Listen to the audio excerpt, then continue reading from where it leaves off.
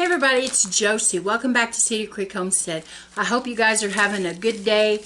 It is overcast here and getting ready to storm, and so I wanted to get this video out. I've still got some chores to do, and I have been out and about today. I went to, went to the cattle sale at Fort Smith to watch my young calves go through and sell at market, and I can tell you the prices.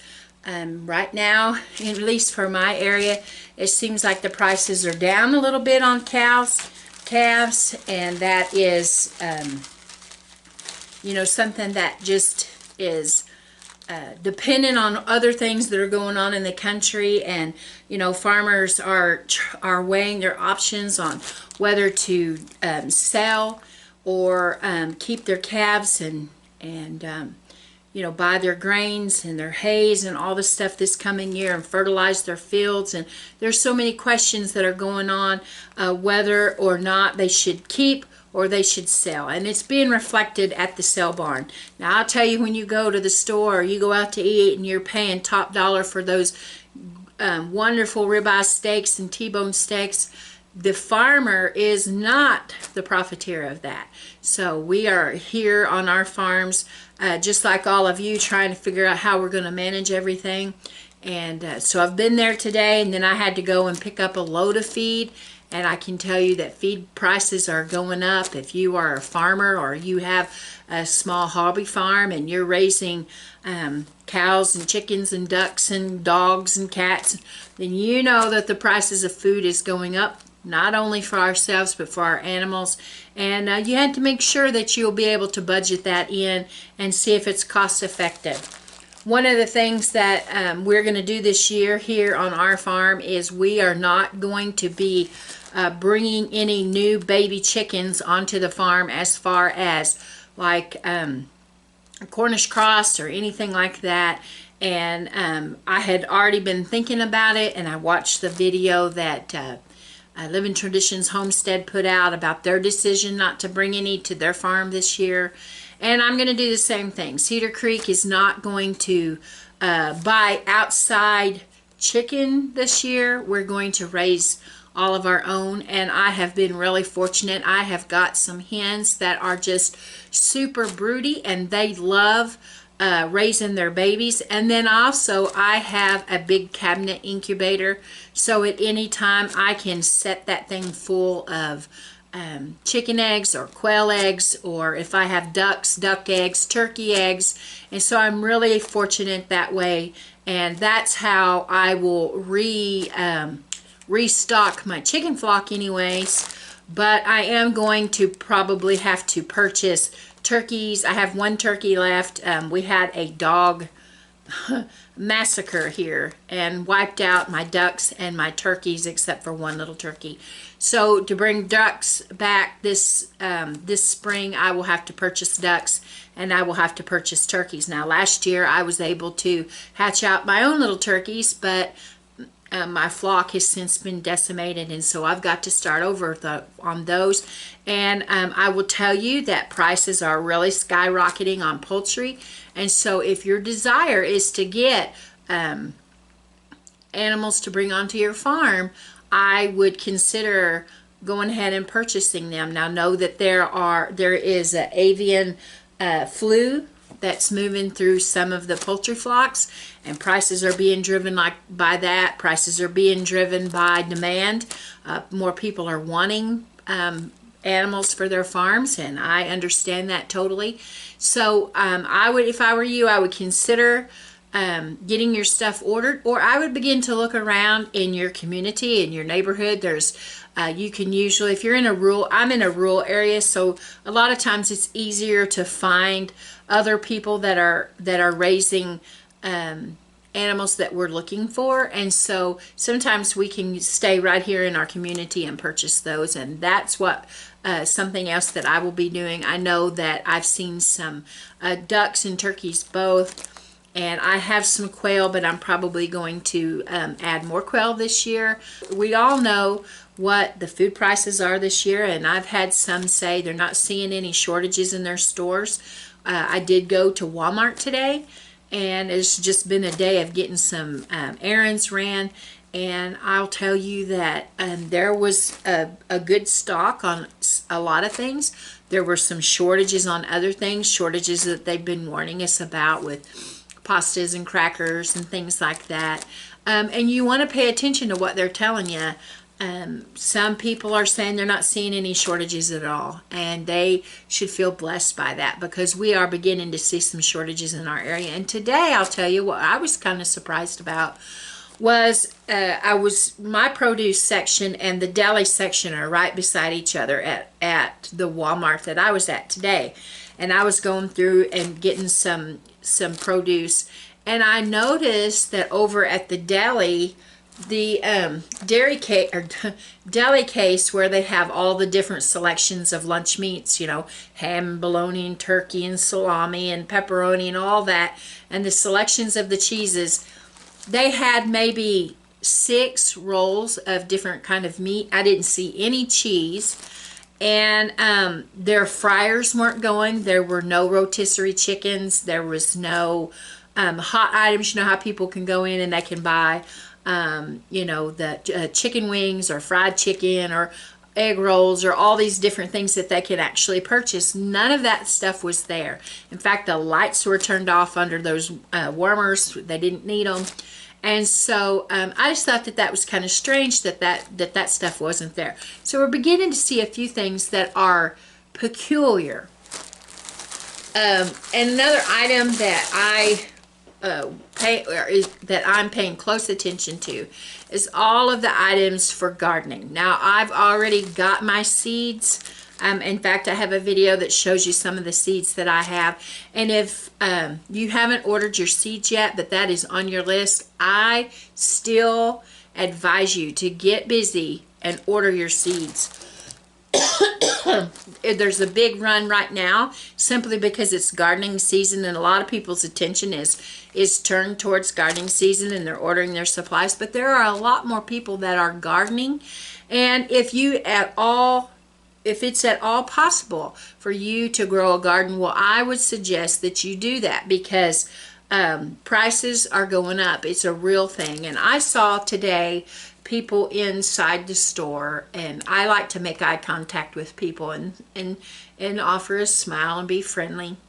And I saw people today that you could tell, you know, that they were beginning to be a little concerned and be a little bit stressed about the kind of things that they were seeing, and trying to budget what they could purchase and what they couldn't purchase. You know, all of us are going to have to make some hard decisions about the things that we purchase for our families. There's a lot of things that we enjoy, that we've enjoyed for a long, long time. But we're facing days where we may have to put those things aside and just buy the things that's going to help us to sustain our families, things that are going to help us look well to the ways of our household. Now, you'll notice out here in front of me, I have this whole spread of beans, if you can't tell what they are. It's different types of beans. And I like to have beans in storage, and Howie has a video out that he did several years back of beans that we have in storage, and he tells some funny stories and stuff. But I like to dry store them, but I also like to have them canned and on the shelf. Now, some people think that is a strange thing, to can your beans. But it's really what you're doing is creating for yourself and for your family a type of convenience food. On the farm and on your job, you know there's days that you come home and you are just dog tired. You can't hardly put one foot in front of the other. But if you've got some beans canned up, you can pull a jar of beans off the shelf. You can freeze beans too. You can pull them out of the freezer. But canning the beans, they're cooked, they're ready to go, and the options are just boundless. You can make your own refried beans. You can make, you can season the beans. You can leave them plain. You can put salt in them. They have to be pressure canned. And we're going to do a video on pressure canning beans and black-eyed peas and those kind of things, just so I've got a lot of viewers that have been asking for me to do some of these canning videos, and so I'm going to bring you some videos on canning beans and showing you how easy of a process that it really is. I'm also going to be canning up potatoes and carrots, and maybe some potatoes and carrots together, and just try to stock my shelf with all of the things that I know that's going to be going in the hot summertime. I can come in from working in the garden or working it with the animals and pull something off the shelf and put it together, put a quick meal together. Also for the kids, for Blade and Cheyenne, it's easy for them to have some things. And if you ever make a skillet of homemade refried beans from your home canned pinto beans, I would say that you probably would never be tempted to go and buy another can of refried beans. They are so delicious. So this is just a really quick video tonight to encourage your hearts. I know that people are beginning to get scared. People are beginning to get worried that they're not going to be able to make ends meet. But guys, if we'll work as a community and encourage one another in the things that we do, give each other ideas, share down in the comments section below some things that you're canning, some ideas that you can maybe put somebody else on the path of being more prepared for the things that are coming. You know, we try to walk around the issues, and we try to not put fear in people's hearts. And I don't want to make anybody fearful. Nobody loves to wallow around in fear and let that rule them. So the best thing that we can do is we see that it's there, and we need to be proactive. And so get your stuff out, get your canning supplies. If you don't have your jars, you better get them. If you don't have your canning lids, you better get them.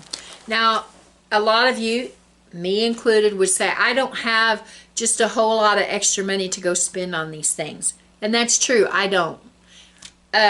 But we can make some choices about the things that we get, the things that we purchase, leave those things on the shelf, and get the things that we know that we're going to need for our families, and to prepare for the rough times ahead. Prices are going up, and I don't see them coming down anytime soon. And so, hey, if they came down tomorrow and people could point their finger at me and say, hey, you were wrong, so be it. I would be happy with that. But I would rather know that I have a well-stocked shelf, a well-stocked pantry with these items and other items that I know that I can feed my family, and that we're looking well to the ways of our household. We know that there's all kinds of things that are going on, and we hear in all kinds of stories, and people are beginning to worry and fret. But if we put our faith in Jesus and we roll up our sleeves and get to work, we're going to be all right. Now, I will tell you that at the Walmart that I was at today, there was not a big selection of beans. These beans that I have from, I've got black-eyed peas, and I've got lima beans, and great northern beans, and navy beans, and red kidney beans, pinto beans. I have all of these I keep stocked. But I will tell you that when I went to the store today, I'm not telling you that every Walmart is like this or that your grocery store is like this, but I've been to two in the last week, and they were both the same way. The selection is not as much. There's not, they didn't have all of these different types there, is what I'm trying to say. And the bags are smaller. Now, I don't know if that's because people are going in and buying the big bags, which, hey, I'm glad they are, because that means that they're stocking up and they're preparing, or that they simply are not getting the bigger bags in. But I had to get the smaller bags of the black-eyed peas. These are 1 pound bags, and I think today, I'm pretty sure today I paid $1.64 for this bag. Sometimes you can get black-eyed peas at Dollar General, Dollar Tree, all the other dollar stores. Dollar Tree, of course, was $1, might be $1.25 now. Dollar General, probably a little bit higher. But for less than $2, I can get a pound of black-eyed peas. And this will can up several jars for your pantry shelf. You'll be really surprised at what you can get. So I just want to encourage your hearts, guys, tonight to continue to prepare and continue to look well to the ways of your household. Make those lists that we've been talking about, and only buy, if your family won't eat beans, if they snarl their nose up at these and they're not going to eat them, and there's no sense, no purpose in you buying beans, because that's going to be a waste if nobody's going to eat them. So you're going to have to find another way or something else to put up to provide for your family. So just know the things that your family eats. Make your list. Check it twice. Check it 3 times. You know, go out there and get the things that you need so that you're prepared for your family. Nobody wants to be out when it's a mess and chaotic. And if something should happen and the supply continues to dwindle or the prices skyrocket, then you don't want to be there when there's a big panic. So look well to the ways of your household. Prepare. Most of all, prepare your heart. Know the Lord Jesus. And love one another. Love your neighbor as yourself. Well, until next time, guys, this is Josie. I love you. I really do. We're going.